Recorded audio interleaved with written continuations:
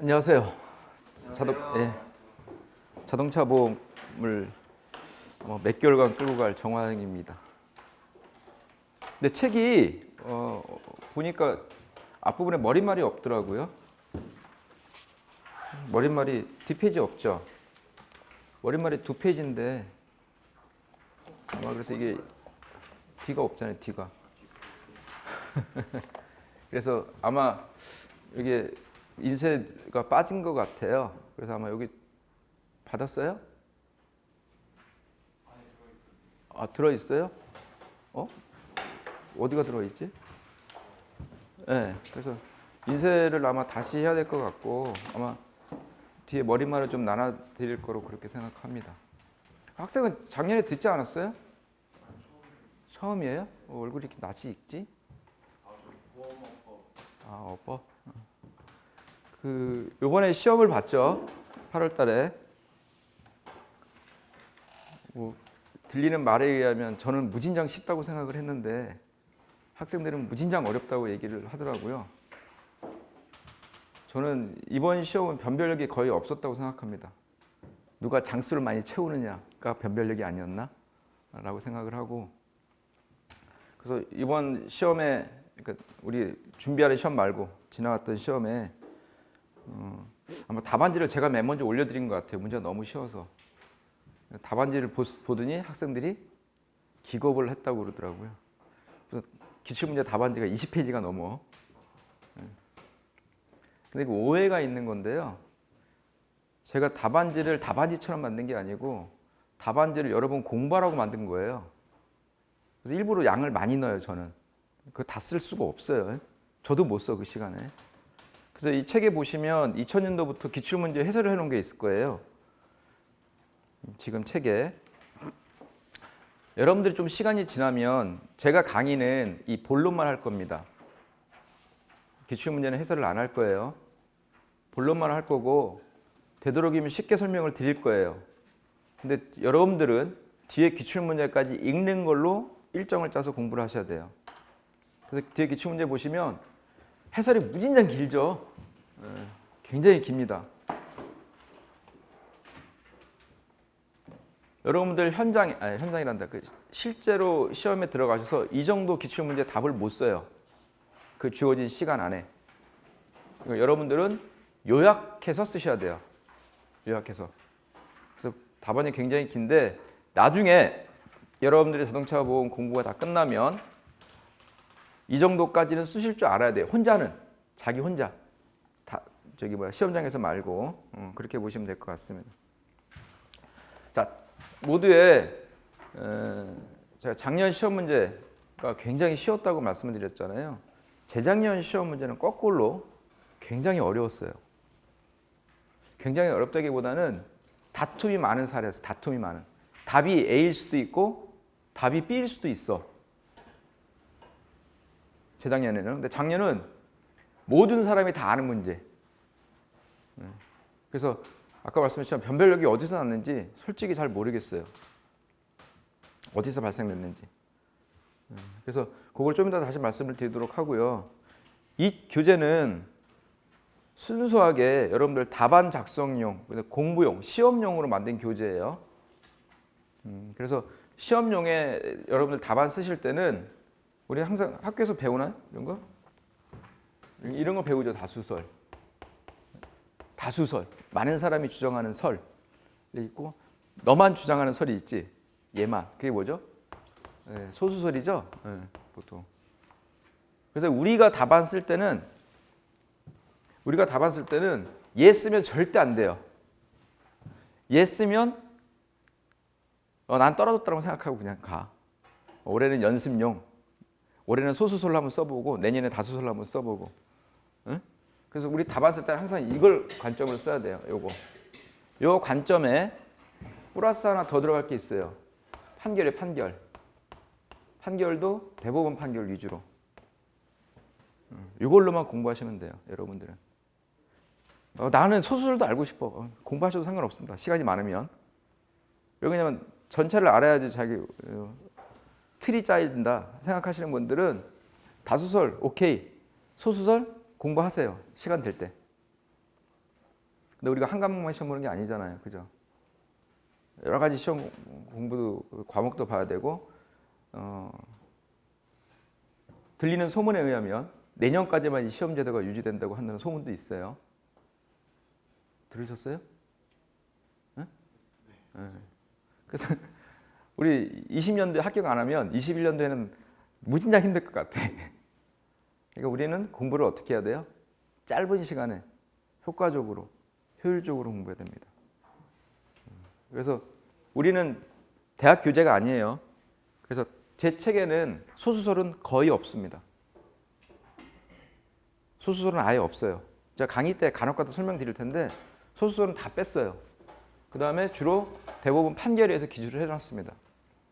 하다 보니까 뭐가 없어요? 제 개인적인 의견이 없죠.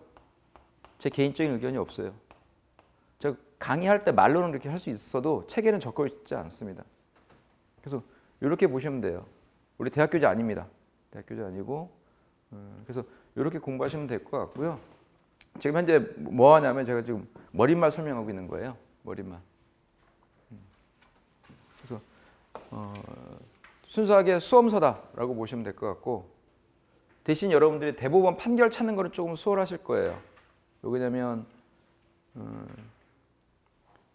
거의 뭐 한 2000년 이후 최근 것까지 2019년도 최근 것까지 10월달 것까지 판례를 제가 다 수록해놨어요.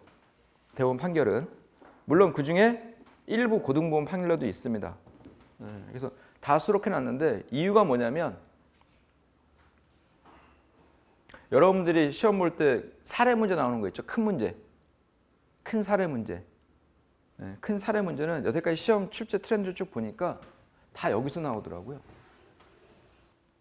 사례 문제 큰 걸 보니까 우리가 2020년도에 시험 본다라고 하게 되면 19년도, 18년도, 17년도 것까지 정도의 대법원 판례에서 사례 문제가 나와요.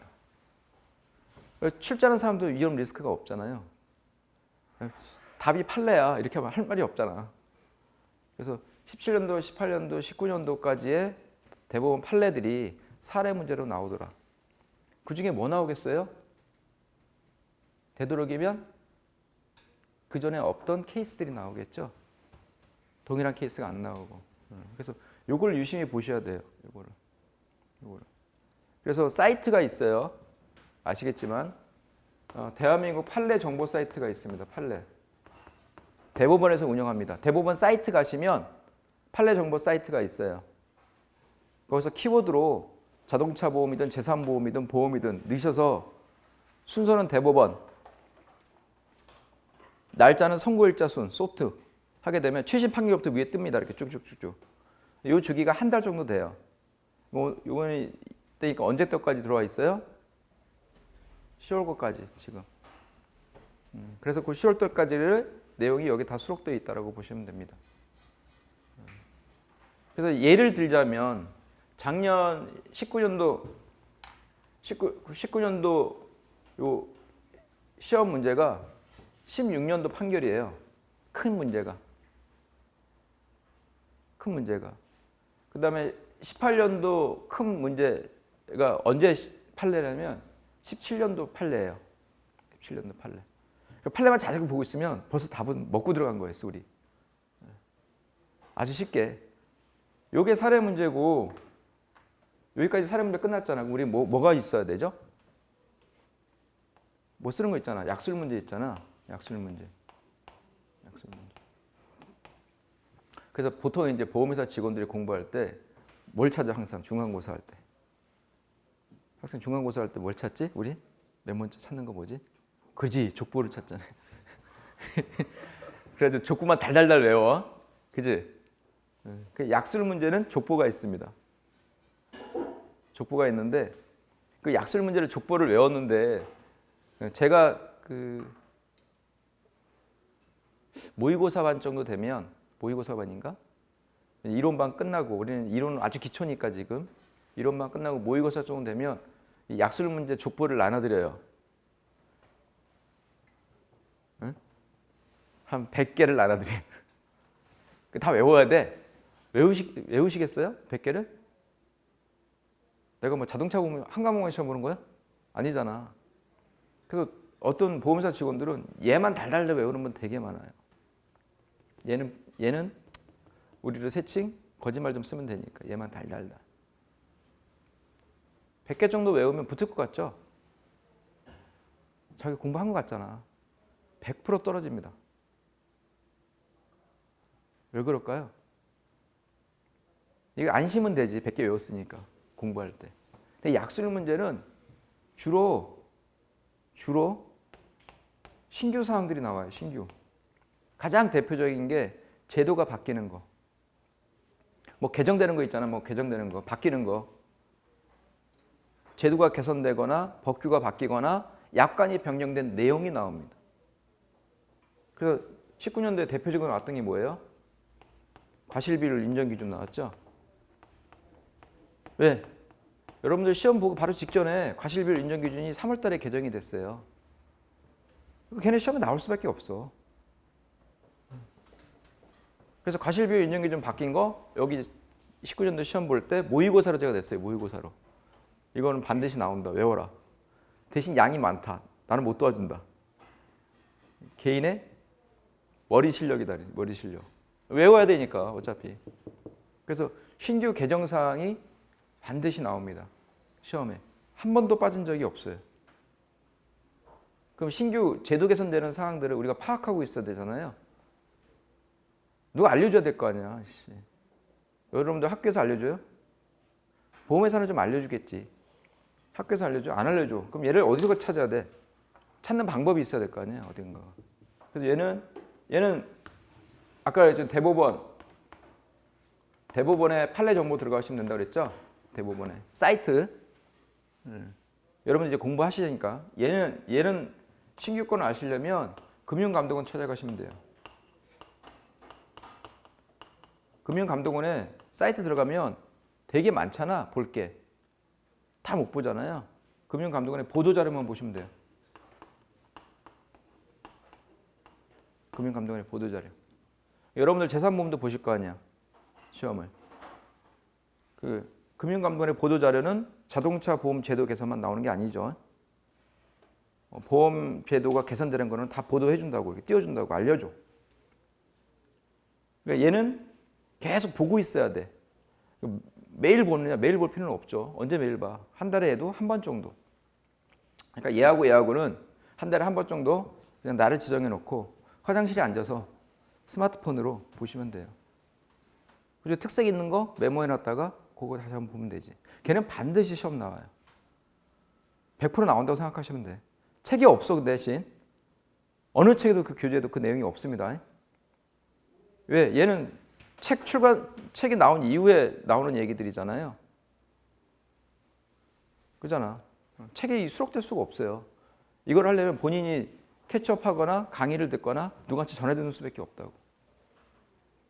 이건 반드시 시험 문제 나온다고 보시면 돼요. 그래서 이런 내용들을 이제 차근차근히 설명을 하나씩 드릴 거예요. 근데 지금 시간은 무슨 시간이에요? 이론 시간이잖아요. 이론 시간. 그래서 이론 시간이다 보니까 여러분들한테 조금 미안하긴 한데 사례에 대한 내용들, 문제 푸는 거에 대한 내용이 없겠죠. 여러분들 우선 이론을 가르쳐야 되니까. 그래서 그게 조금 아쉽긴 합니다. 되도록이면 시험에 맞춰서 문제 푸는 요령을 좀 알려드려야 되는데 그 과정이 아니라 그거는 다음 과정, 다음 스텝에서 이루어질 얘기다라고 보시면 됩니다. 그래서 지금 머릿말, 수정판 머릿말 이렇게 돼 있는데요. 그걸 좀 설명을 드린 거예요. 그거. 그래서 이제 앞으로 어떻게 공부해야 되느냐? 앞으로 공부할 방법이 뭐냐라고 궁금하시잖아요. 여러분들이 1차 과목이 아니고 2차 과목이다 보니까 여러분들이 항상 손에서 떠나지 않아야 될 게 있어요. 우리 어법 받을 때 내가 뭐라고 그랬지? 항상 외워야 될 게 있다고 그랬죠? 여러분들이 외워야 될 게 있습니다. 그게 2차 과목에서는 목차예요.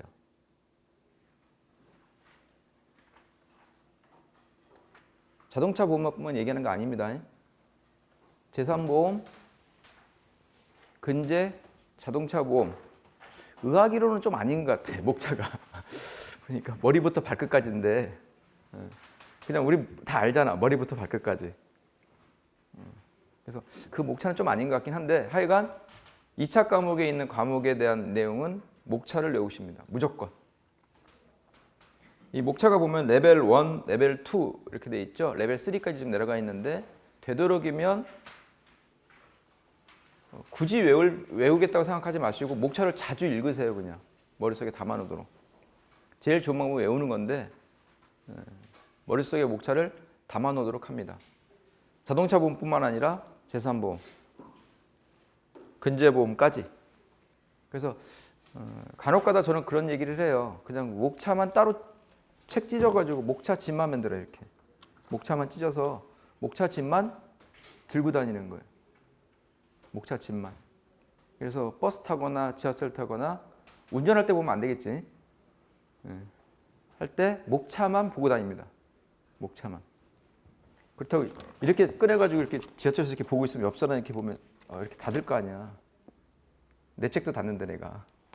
그렇지? 그래서 목차 정도만 외우면 굉장히 좋지 않을까 생각을 합니다. 이유는 여러분들이 2차 과목은 쓰는 거잖아요. 여러분들이. 그러니까 틀을 짜놓고 답안을 써야 되는데 그 틀이 가장 좋은 게 목차예요. 제가 보기에는. 그래서 목차는 다 외우시는 게 가장 좋을 듯 합니다. 자, 그러면 목차를 외우는 방법을 알려드렸잖아요. 다른 과목은 잘 모르겠어요. 다른 과목은 잘 모르겠는데 자동차 보험은 여러분들 답안 쓰는 순서에 따라서 목차를 작성해 놨습니다. 그거에 따라서 여러분들한테 강의를 할 거예요. 그래서 오늘 조금 자동차 보험 소개까지 끝나고 다시 앞으로 와서 목차를 보도록 할 겁니다. 목차를.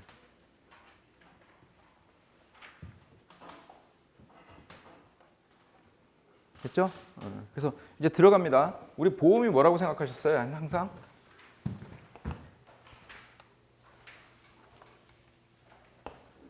보험. 가장 기본적인 내용이죠.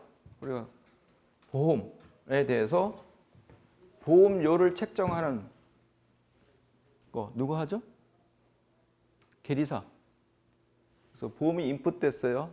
그래서 보험을 받아요, 안 받아요? 고민하는 거 언더라이터. 들어온 보험 가지고 돈을 얼마 줘야 돼요? 고민하는 거 여러분들이 공부하는 손사. 이렇게 돼 있잖아. 그래서 보험은 보험료 받고 보험금을 주는 거예요. 그래서 보험은 크게 두 가지로 나누죠. 보통 우리가 그냥 일반적으로 나눌 때 손해보험하고 생명보험 이렇게 나눠요. 생보험. 손보의 가장 큰 특색은 손자가 들어가 있다 보니까 실제 발생된 손해액만 지급을 합니다. 실제 발생된 손해액만 지급을 해요. 그러니까 실제 발생된 손해액이 얼마야? 라고 누가 감정해주고 평가해줘야 되잖아요. 그 역할을 손해사정사가 하는 거예요. 생보는 내가 보험료를 내고 보험 가입할 때 내가 얼마 받을게요. 미리 약정을 해요. 그래서 생보는 주로 사망보험이나 생존보험이나 주로 정액보험이겠죠. 정액보험이니까 손사가 필요 없어. 없잖아요, 손사가. 이미 정해져 있는데 금액은. 은행처럼 청구 들어오면 뭐만 해주면 돼? 지급하면 되잖아요. 그래서 생보에서는 손사가 없어요. 생보는. 생명보험에 있어서는 손사를 채용하지 않습니다. 의미가 없기 때문에. 대신 요즘 이제 그레이 섹터가 생겼죠. 생보인 것 같으면서도 선보인 것 같은 것들. 제일 대표적인 게 우리 뭐지? 재산보험이라고 그러죠. 그러니까 재산보험을 하려니까 생보 같기도 하고 손보 같기도 해. 그래서 생보에서 재산보험을 팔면서 뭐가 필요한 거예요? 생보도 손해사정사가 필요한 거죠. 대신 손보는 전체가 다 필요한 거고 생보는 요만큼만 필요하니까 많이 안 뽑겠죠? 굳이 내가 너 뽑아가지고 굳이 내가 일 시킬 필요가 없잖아. 그래서 그 차이예요. 그래서 생보는 우리 영역은 아니다. 실질적으로 이렇게 보시면 됩니다. 근데 손해보험에서 가장 대표적인 보험이 뭐죠? 가장 대표적인 거. 화재보험이에요. 화재보험. 가장 대표적인 게 화재보험입니다. 화재보험. 그래서 보험이 맨 처음 생긴 게 화재보험부터 생긴 거예요. 다행이죠. 화재보험은 어디 영역이지? 아니, 재물손사 영역이잖아. 우리 영역이 아니야. 다행이야. 그치? 그래서 우리는 공부 안 해도 돼. 순수한 화재보험은. 그래서 내가 갖고 있는 물건이 불에 탔어? 그걸 뭐라고 부르냐면 재물보험이라고 그래. 재물보험. 내 물건. 근데 우리 집 불 타다가 옆집도 태웠어. 옆집 물건은 남의 물건이잖아. 그걸 대물이라고 그래. 대물. 내 물건은 재물, 남의 물건은 대물. 한자로 얘기하면 대자 이렇게 해서 대자. 상대방 할 때 대자. 근데 요즘 화재보험이 많이 발생하다 보니까 화재보험에도 붙여놓은 특약들이 좀 많아요. 보험을 국가에서 화재보험을 가입을 강제를 시켜놨거든요. 근데 물건만 호랑 타는 게 아니고 뭐도 타더라? 사람도 타더라 이거죠. 사람도 타. 그래서 붙여놓은 게 신체 손해 배상 특약이에요. 신배책 특약을 가입을 시켜놓습니다. 이게 화재보험이에요. 그 다음에 발달된 보험이 뭐였을까요? 손해보험에서. 배상? 그 다음에 발전된 게 해상이에요. 해상. 배보험이죠. 배보험.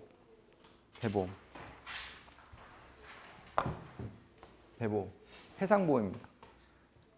해상보험은 주로 선박하고 배에 실려있는 물건을 보호를 해주죠.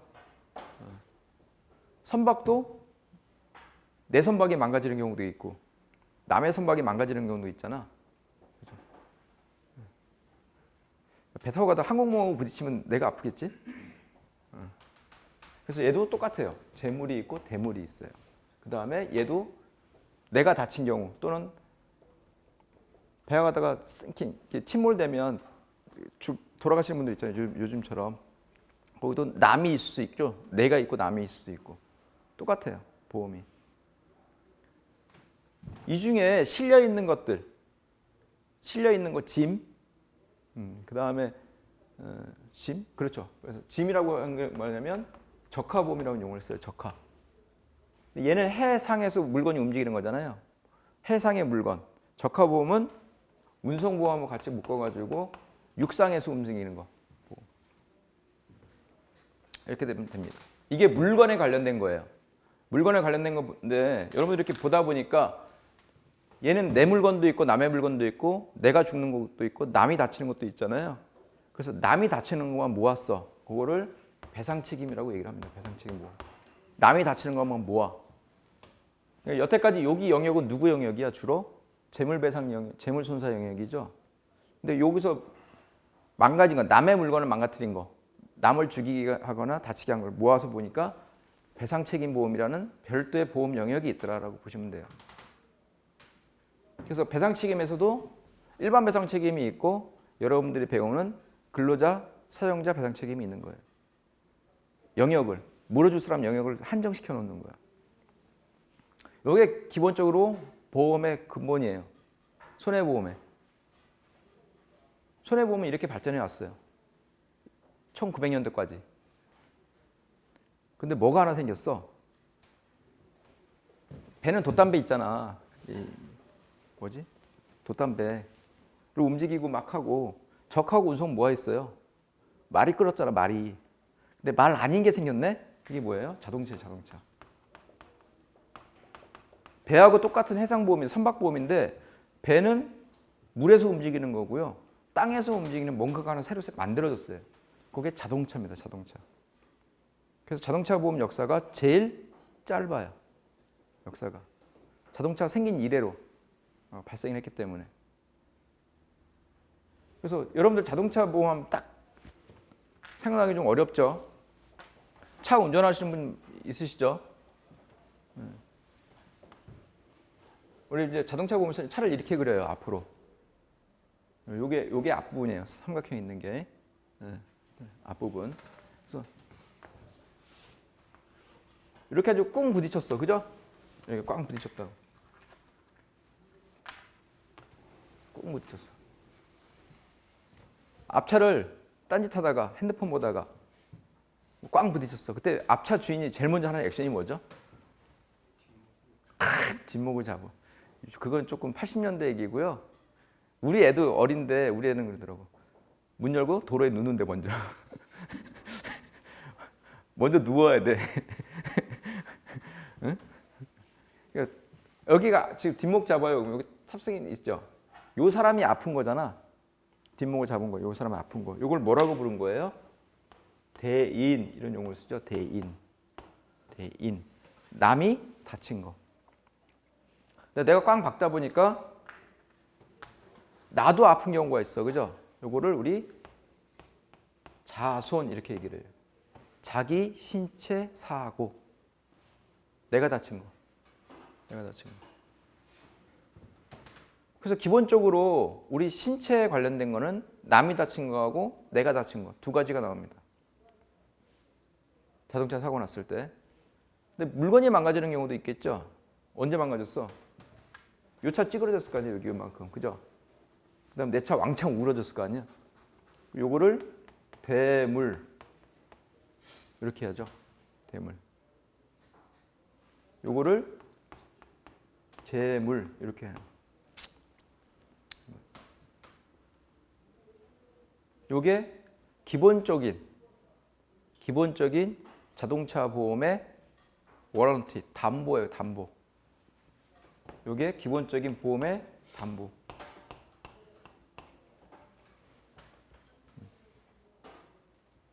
그래서 요 재물을 우리 자차 이렇게 얘기하죠. 담보 이름으로는. 요것도 자손 이렇게 얘기를 하는데 그건 줄여서 얘기한 거고 자기 신체 사고 이렇게 얘기를 합니다. 대인 배상 이렇게 얘기를 하고 대물 배상 남이니까 앞차니까 이렇게 얘기를 합니다. 이게 담보예요. 그럼 우리는 시험 때 어떤 담보가 나오는 거야? 신체 손상이니까 요 담보가 나오겠죠. 신체 손상. 사람이 다친 걸 우리 영역이잖아. 대인이 나오고 또 사람이 다친 게 또 어디 있어요?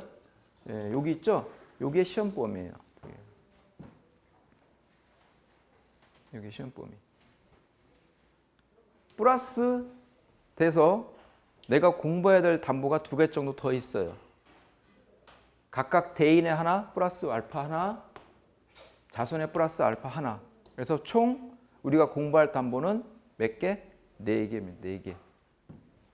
총 공부할 담보는 4개. 거기서 대인이 구분되어 있어요. 1, 2로. 대인이 1, 2로 구분되어 있습니다. 그래서 우리가 대충 시험이다라고 했을 때 교통사고가 났어요. 담보에 대해서 보상 책임에 대해서 쓰세요 라고 하게 되면 머릿속에서 몇 개 담보가 떠올라야 돼요? 6개가 떠올라야 돼요. 기본적으로. 6개 중에 얘는 해당 안 됩니다. 얘는 해당됩니다. 라고 판가름을 해주는 거예요. 그게 시험 또는 손해배상사의 가장 처음 역할이다라고 보시면 돼요. 이게 자동차 보험이에요. 이게 자동차 보험. 항상 뭐가 껴 있어야 돼요? 항상 뭐가 껴 있어? 자동차가 껴 있죠? 항상 자동차가 껴 있습니다. 이걸 싹 바꿔 배로 바꾸면 뭐가 되는 거예요? 해상보험이 되는 거예요. 선박보험. 여기 물건이 실려 있는데 이 물건이 망가졌어요. 자동차가 망가진 게 아니고 실려 있는 물건이 망가졌어요. 그게 무슨 보험이에요? 적하나 운송보험이다라고 보시면 돼요. 그래서 자동차에 실려 있는 물건이 망가졌어요. 자동차 보험에서 물어주지 않습니다. 특별한 케이스 아니면 물어주지 않습니다. 그건 어떤 영역이기 때문인 거야? 운송보험 영역이기 때문에. 자동차 보험 영역이 아니에요. 그래서 자동차 보험에서는 케어해주지 않습니다. 그래서 머릿속에서 우리는 항상 6개의 담보를 담고 책을 보셔야 돼요. 이게 자동차 보험의 기본이고요. 아까 말씀한 것처럼 맨 먼저 자동차가 딱 있어야 되겠죠. 무조건 자동차가 있어야 되잖아. 그리고 대이니까 뭐가 있어야 돼? 상대방이 있어야 되죠. 남이 있어야 될 거냐? 남이 항상 있어야 됩니다. 그 다음에 누가 운전했어요? 라고 하는 운전자가 꼭 있어야 돼요. 이게 자동차 보험의 기본입니다. 그래서 여러분들 시험 보실 때 요거 찾아가는 게 굉장히 힘들어요. 예상외로. 다 보이는 거 아니야 눈에? 자동차도 있고 운전하는 사람도 있고 다친 사람 있는데 왜 안 보이지? 그런 건 시험이 안 내겠죠. 남들도 다 아는 건 시험에 안 낼 거 아니야. 그래서 요거 찾아가는 노력이 한 8회 정도 걸쳐서 할 내용들입니다. 그래서 되도록이면 여러분들한테 자동차 보험이 자꾸 어렵다고 얘기하는데 저는 자동차 보험이 제일 쉽다고 생각하는 사람이거든요. 거꾸로. 시험 문제를 봐도 그렇고 여러분들이 실제 생활에서 바로 겪을 수도 있고, 물론 교통사고 나는 거 아니에요. 내가 가다가 또 다리 집어넣고 그러지 마.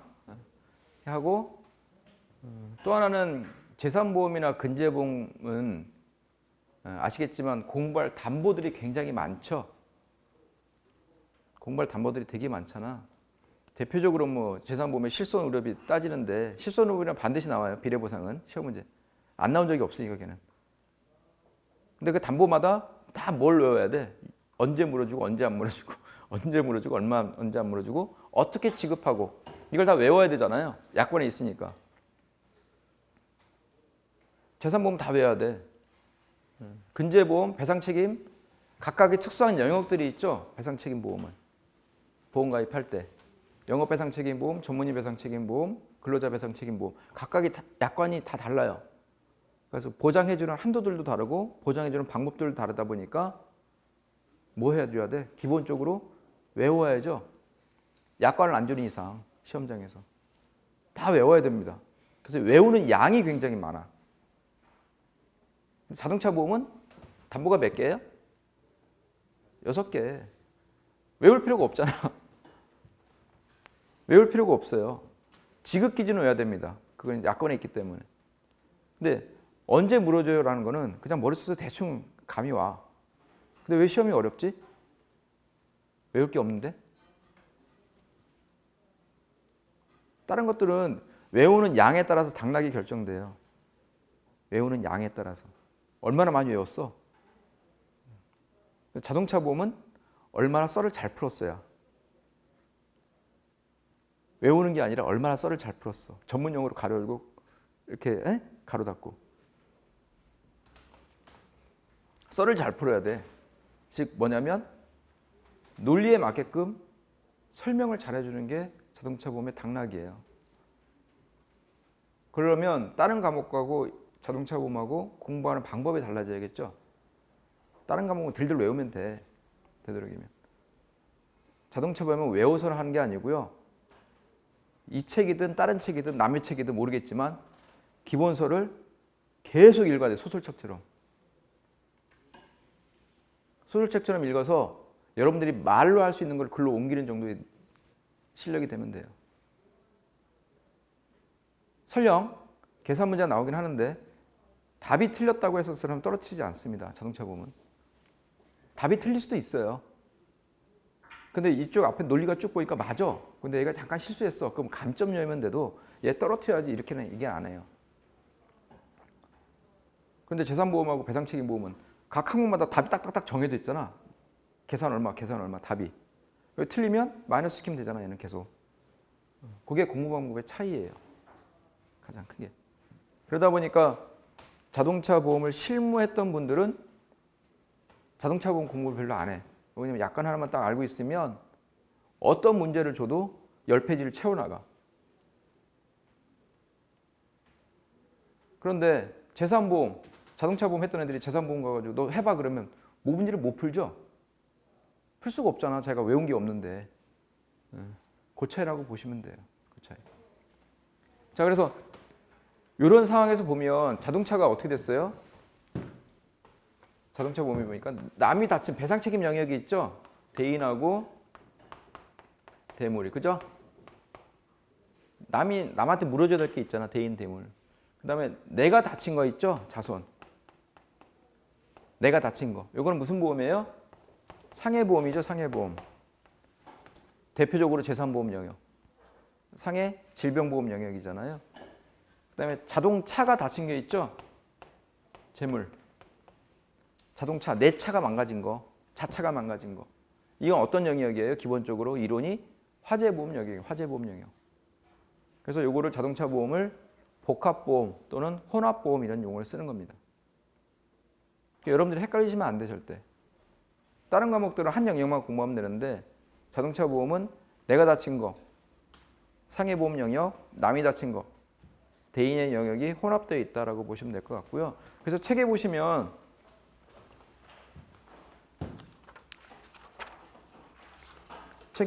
목차 볼까요? 목차 보시면 제1부 뭐라고 되어 있어요? 자동차 보험 손해배상 책임론이라고 제가 이름을 적어놨어요. 손해배상 책임론, 그러니까 주로 뭐겠어? 우리는 신체손사니까 대인이 되겠죠? 대인. 배상 책임이 있어야지 물어줄 거 아니에요, 보험사에서. 그래서 언제 배상 책임이 발생해요? 라는 내용들을 주로 적어놨어요. 언제 배상 책임이 발생해요? 영역이 굉장히 어렵습니다. 여기는 약관이 나와 있는 내용이 아니죠. 법에 관련된 내용이에요, 법에. 그래서 언제 발생해요? 라고 보시면 되고, 다음 페이지 보시면 자동차 보험 손해보상 책임론 이렇게 돼 있죠. 자, 배상 책임이 있어요. 그러면 배상 책임이 있는 피보험자, 보험 계약자가 뭘 들어요? 보험을 가입을 하죠. 보험을 가입하면 그때부터 누가 나서? 보험회사가 나섰죠. 야, 너 배상 책임 졌구나. 그럼 내가 대신 물어줄게 라고 하는 게 손해보상 책임론이에요. 전제 조건이 대인인 경우는 반드시 배상 책임이 있어야 됩니다. 근데 우리 배상 책임 없는 것도 있었죠, 아까. 뭐였지? 여기 있었잖아요, 요거. 요건 배상 책임하고는 상관이 없잖아, 얘는. 얘는 상관이 없으니까 어디 나오겠어요, 얘 얘기는? 손해보상 책임론의 얘기가 나오겠죠, 얘는. 자손은. 그 다음에 보시면 자동차 보험 손해보상론 이렇게 나와요. 이름 짓기 되게 힘들었어. 이건 뭐냐면 배상 책임이 있어요. 배상 책임이 있어요. 그래서 보험사가 나 그만큼에 대해서 보상 책임을 져줄게요. 책임을 져줘요. 그럼 다음에 뭐가 나오죠? 지급이 나오죠. 보험금 지급이. 얼마 줄 건데 이 사고에 대해서 보험사가 얼마 지급할 건데 라는 게 손해보상론이에요. 그래서 손해보상론은 약관 지급 기준에 따라서 움직입니다. 얼마 줄 건데의 문제야. 배상 책임이 있어요. 보험사가 책임져 줄게요. 얼마 지급할까? 라고 하는 게 손해보상 책임론이에요. 손해보상론입니다. 얼마 지급할 거. 그럼 여러분 답안 쓸 때 어떻게 쓰시겠어요? 제가 여러분들 똑같이 지금 얘기하는 거예요. 답안 쓰실 때 어떻게 써야 돼? 보험계약자나 피보험자가 남한테, 대인, 우리 남이겠죠, 이제. 대인한테 배상 책임을 지나? 따져봐야겠죠? 배상 책임 지내? 그럼 보험사 가. 내가 가입된 보험사. 나 배상 책임 지는 사고가 발생했어요. 네가 나 도와주세요. 그럼 보험사가 내가 보상 책임이 있나 없나 따져볼 거 아니에요. 없는 걸 뭐라고 그래? 우리 세칭? 면책 이렇게 얘기하죠. 약관에서 보상하지 않는 손해 이렇게 얘기할 겁니다.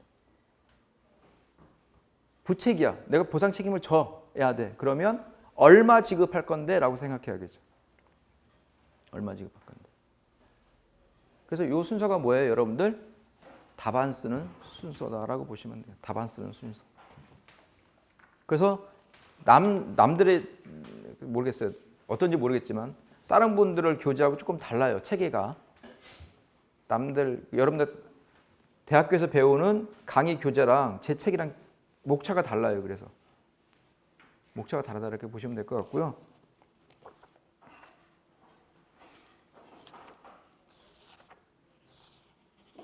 (520페이지)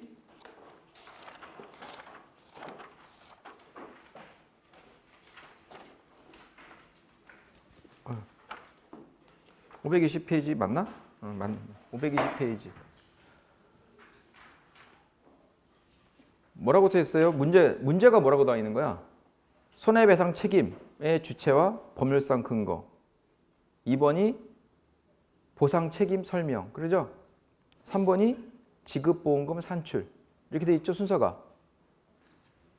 순서가 그렇게 돼 있잖아. 그 다음에 529페이지.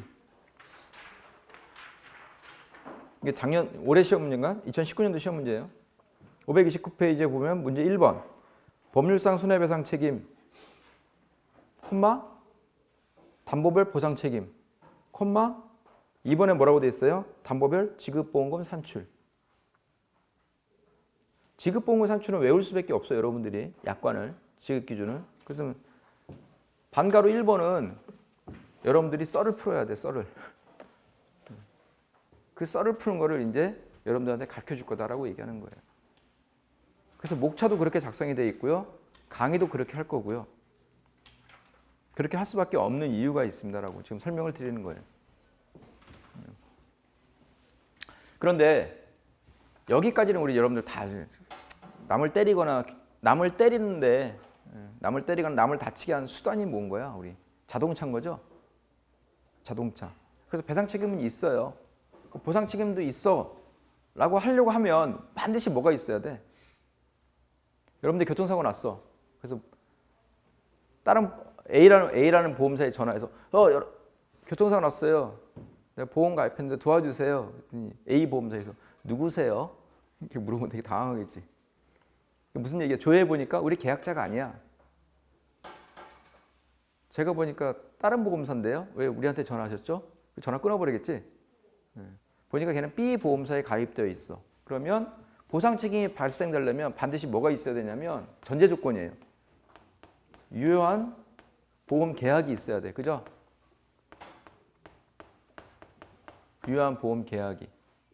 보험 계약이 있어야지 뭐 손사가 있든 말든 할 거 아니에요. 그래서 배상 책임이 있어요. 얼마 물어줄 건데요. 라고 하려면 얼마 물어줄 건데요. 라고 시작되는 순간에 유효한 보험 계약이 있어야 됩니다. 그래서 맨 뒤에 그 다음 사부에 제가 계약 이론 이렇게 돼 있죠. 계약 이론. 목차 사부에 계약 이론. 순서대로 따지면 얘가 들어와야 돼요? 배상 책임하고 보상 책임 중간에 들어와 있어야 돼요. 순서대로 따지면 여기에 들어와 있어야 됩니다. 여기에. 그래서 간혹 가다가 시험 문제 나오긴 하는데 계약 이론 쪽에서 시험 문제 나오는 거는 두 가지밖에 없어요. 그건 나중에 말씀드릴 텐데 여기 들어와야 되는데 시험 문제 별로 안 나와. 그리고 여러분들이 어디서 많이 배웠지? 얘는 1차 때 공부했잖아요. 보험 계약법에서. 그래서 맨 뒤로 빼놓은 거예요. 양도 별로 안 되고. 그 다음에 붙어있는 게 뭐야? 지급을 할 때 어떤 절차에 따라서 보험금을 지급하는지. 그래서 자동차 보험금의 지급 절차에 대해서 써놓은 거예요. 여기도 반드시 시험 문제가 나옵니다. 약술 문제라든지. 그래서 배상 책임과 보상 책임과 지급에 관련된 거는 큰 문제를 주로 나오고요. 이쪽 자동차 보험 지급 절차에 관련된 거, 그 다음에 지급 기준에 관련된 거는 주로 약술 문제로 나와요. 시험 문제. 그래서 목차를 이렇게 작업을 해놓은 거다라고 보시면 될 것 같고요. 제가 보기에는 이번 시간, 다음 한 3, 4회 때까지가 가장 중요한 피크 타임이고요. 뒤로 갈수록 조금 흐지부지 될 수도 있어. 근데 여러분들이 자동차 보험 이론을 정확하게 캐치업하는 데는 아마 이번 시간하고 이 3, 4회 정도 시간, 보상 책임 앞단까지가 가장 중요한 시간이라고 보시면 됩니다. 나머지 부분은 책 보고 여러분들이 외우셔도 상관이 없어. 그냥 그대로 외우셔도. 왜냐하면 지급 기준에 관련된 거고 보상에 관련된 프로세스에 관련된 절차에 관련된 거기 때문에 책 보고 그냥 외워도 뭐 그 정도 따라갈 수 있는데 앞부분은 책만 보면 올라가 봤더니 이 산이 아닌가비요. 이렇게 될 수도 있어요. 이렇게 보시면 될 것 같습니다. 그래서 일부의 자동차 보험 손해배상 책임론 책자를 보시면 여태까지 인트로 시간이었어요. 인트로 시간.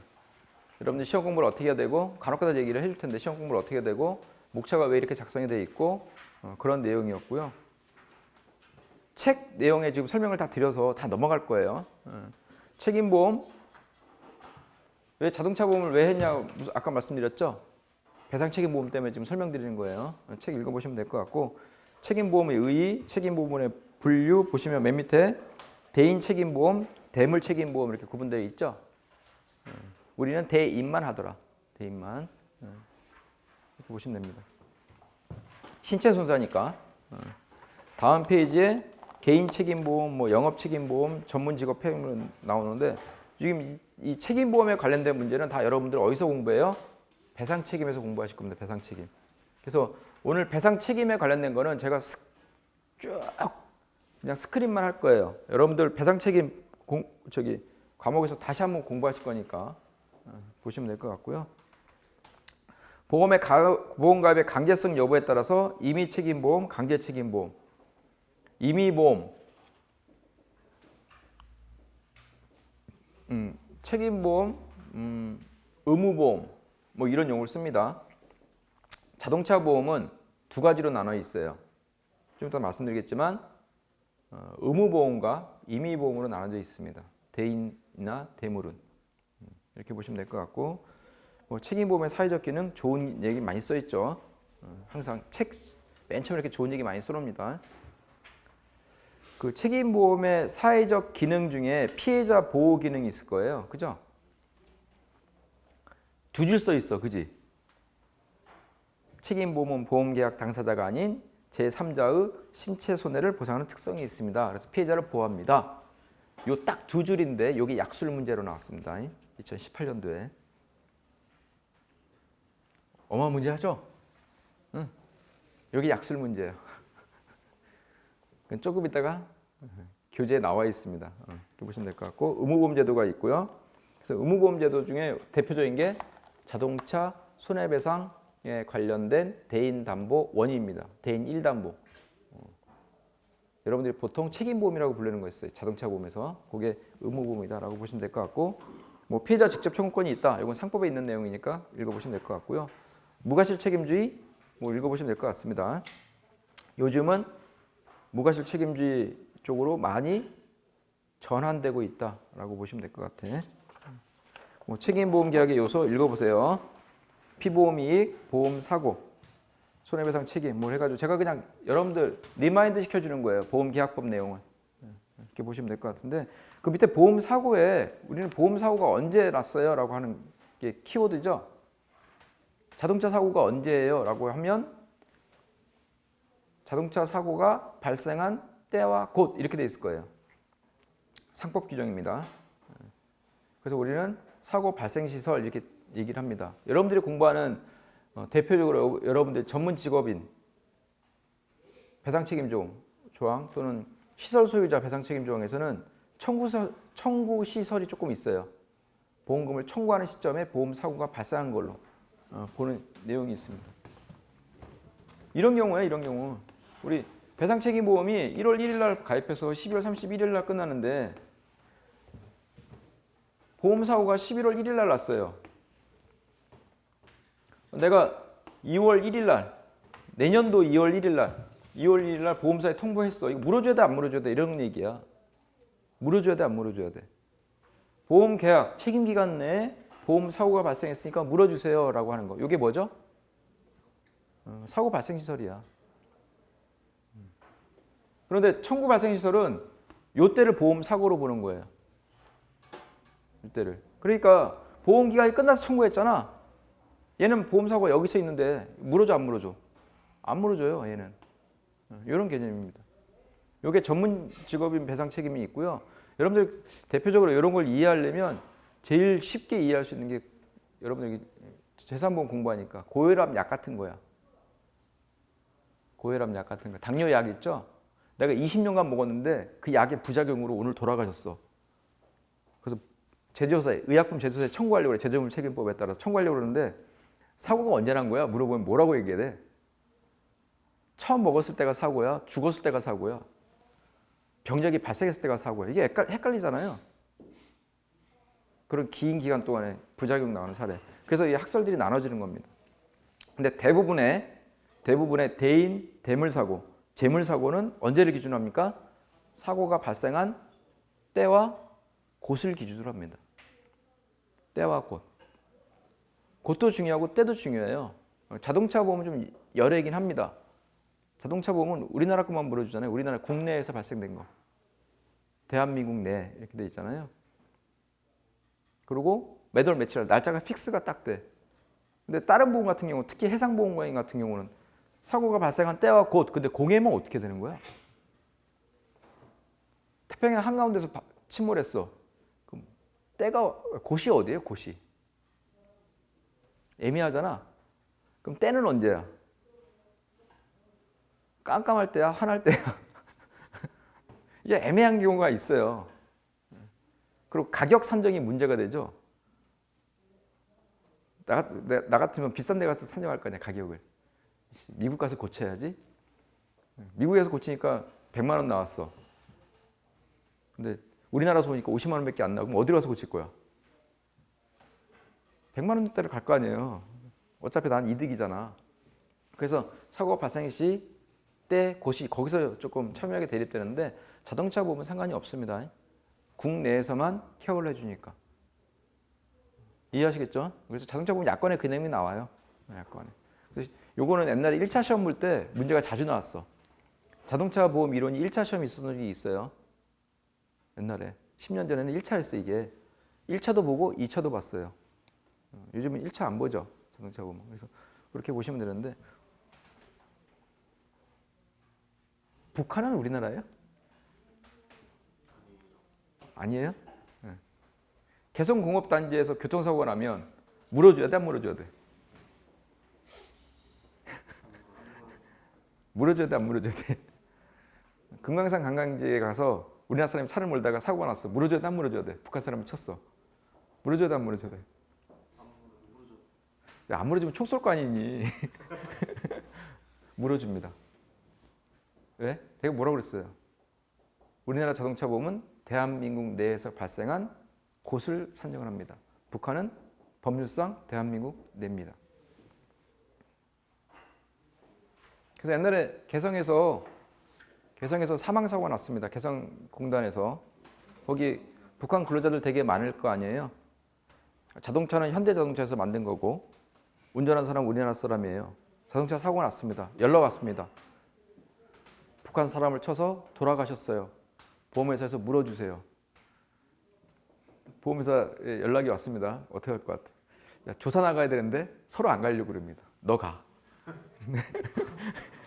너 가. 싫은데요? 갔다고 올지 안 올지를 불확실하잖아. 거기서 잘못 얘기하면 총 쏘면 어떡해. 그죠? 그래서 가서 보상금을 지급한 적이 있습니다. 우리나라 보험사가. 아니요, 원화로 계산했습니다. 또 있죠. 화재 보험도 개성공단 같은 경우는 공장이 지어져 있잖아요. 그래서 그런 문제들이 조금 있어요. 여러분들 아직까지는 그런 거 좀 안 겪어봤긴 했는데 간혹 가다가 요즘은 이제 갈 일이 별로 없어서 다행이긴 한데 옛날에는 자주 왕래가 있다 보니까 그런 문제가 되게 발생을 했고요. 그건 자동차 보험 지급 기준에 의하면 산정하는 방법이 있습니다. 방법을 해서 지급을 해드립니다. 근데 걔네 입장에서 보면 굉장히 적은 금액인데도 불구하고 굉장히 금액이 크죠. 그쪽 나라 그분들 생각에서는. 그래서 그런 내용들이 있다라고 하는 게 여기 지금 말씀드리는 보험 사고가 발생했을 때와 곳의 문제이기도 합니다.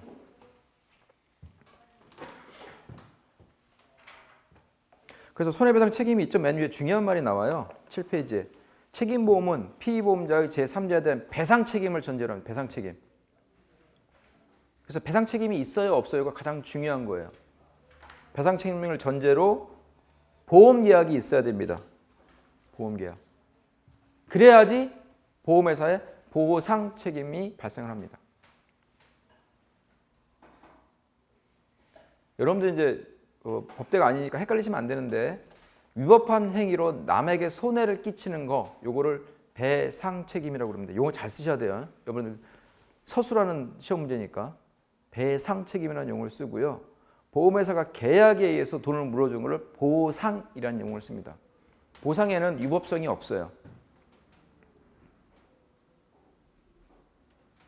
위법성이 없고요. 이렇게 꽝 부딪히는 거, 요거 앞차를 뒤차가 부딪히는 거를 여러분들 용어를 잘 쓰셔야 된다고 그랬잖아요. 꽝 부딪히는 거 요거를 추돌 사고라고 얘기합니다. 추돌. 차끼리 꽝 부딪히는 거.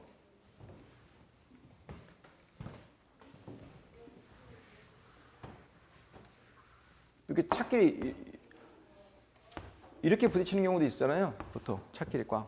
요거를 충돌 사고라고 얘기합니다. 충돌. 영어도 다르고 한국말도 달라요. 그래서 여러분들 쓰실 때 답안 쓰실 때 용어는 정확하게 써주셔야 됩니다. 1번 약관에 나와 있는 용어 그대로. 1번 약관에 나와 있는 용어 그대로. 2번 자동차 보험 실무에서 쓰는 용어 그대로. 이상하게 혼자 용어 쓰지 마세요. 그럼 감점됩니다. 답안 쓰실 때. 그래서 제가 면책이라는 용어를 잘 안 써요. 약관에는 보상하지 않는 손해 이렇게 돼 있죠. 보상하지 않는 손해 이렇게. 그래서 면책이라는 용어를 잘 쓰시. 여러분들이 이제 약간 처음 보시면 면책이라는 용어를 쓰시 않는 게 좋을 겁니다. 답안에는. 그러지 말라니까 어떤 학생이 쓴 적도 있어요. 안 물어줍니다. 그건 제가 강의할 때 쓰는 얘기고 안 물어줍니다 이렇게 쓰면 안 돼. 또 이렇게 보시면 될 것 같습니다. 뒷페이지에 책임보험계약의 효과 있죠? 한번 읽어보시면 될 것 같고요. 책임보험계약의 효과는 여러분들 피해자인 제3자와 보험자 간의 관계를 한번 유심히 보시도록 하겠습니다. 왜냐하면 이거는 자동차 보험에도 그대로 원용되기 때문에요. 피해자와 보험자는 아무런 관계가 없죠. 보험회사는 보험계약자하고 관계가 있는 거지 피해자하고는 아무 관계가 없어요. 걔가 보험금을 청구할 수 있는 게 없어요. 보통은 그럴 거 아니에요. 여러분들 재산보험처럼. 보험회사가 있고요. 보험계약자가 있어요. 보험계약자. 보험계약자가 있고 피해자가 있어요. 피해자가. 그러면 얘가 얘한테 손해를 끼친 거잖아요. 보험자가 끼친 게 아니고. 그러니까 둘 사이에 거래를 해야 돼요. 둘 사이에. 얘가 얘한테 물어주고 그래서 먼저 손해를 전부 보전해주고 그리고 보험자에 뭘 해야 되는 거야? 청구를 하는 거죠. 관련 서류 영수증 해가지고 그러면 보험회사가 계약자한테 주는 거죠. 이게 기본적인 보험이잖아. 근데 여기서 중간에서 헤쳐먹는지 모르겠지만 아닌 것 같아. 피해자 보호를 위해서. 그래서 다이렉트로 청구하는 걸 뭐라고 그러는 거야? 직접 청구권 이렇게 얘기를 하죠. 직접 청구권, 다이렉트로. 법에 의해서 주어진 거예요. 법에 의해서. 피해자는 제3자예요. 법에 의해서 주어진 건데 그러다 보니까 어떤 효과가 발생하는 거야? 보험회사가, 이중직도 있죠. 보험회사가 보험계약자에게 주장할 수 있는 권리 이걸 뭐라고 부르냐면 항변권이라는 용어를 써요. 항변. 보험회사가 보험계약자한테 주장할 수 있는 권리를 누구한테도 주장해야 돼? 피해자한테도 주장해줘야 되겠죠? 이게 지금 나와 있는 그 내용이에요. 그래서 보험회사는 피보험자, 보험계약자한테 주장할 수 있는 항변권 1을 갖고 있고요. 보험회사는 보험계약자가 피해자한테 갖고 있는 항변권이 있을 거 아니야. 얘가 둘이. 이것도 보험회사가 행사를 할 수 있습니다. 대신 손해보상의 한도 내에서 보험회사는 보험계약자가 피해자한테 가지는 권리, 보험회사가 보험계약자한테 가지는 권리를 행사할 수가 있더라라고 보시면 됩니다. 이걸 항변권이라는 용어를 쓰고요. 상법에서는 자동차 보험에서는 대표적으로 여러분들이 아시는 게 과실상계라는 용어를 쓸 겁니다. 과실상계. 그런 내용들이 있다라고 그냥 읽어보시면 돼요. 이거 다 보험계약법에 나와 있는 내용들이기 때문에 읽어보시면 되고. 그래서 여기 지금 보험계약법의 책임보험의 효과에 나와 있는 내용들이 자동차 보험 약관에도 그대로 반영되어 있습니다. 그대로 반영되어 있다라고 보시면 될 것 같은데 그게 무슨 원칙이라고 그러죠? 우리 상법 조항을 그대로 준용하도록 이렇게 되어 있는 거. 보험계약자 불이익 변경 금지 원칙이라고 그러죠. 상법 보험계약법에 나와요. 그런 내용들이 있다라고 보시면 됩니다. 자, 이게 이제 배상 책임에 대한 기본적인 책임보험에 대한 기본적인 아주 밑바닥에 있는 내용들이고요. 그 내용 뒤로 해서 자동차 보험의 이해 조항이 나올 겁니다. 다음 페이지. 그래서 자동차 보험 이해 조항은 우리 10분 쉬었다가 진행하도록 하겠습니다.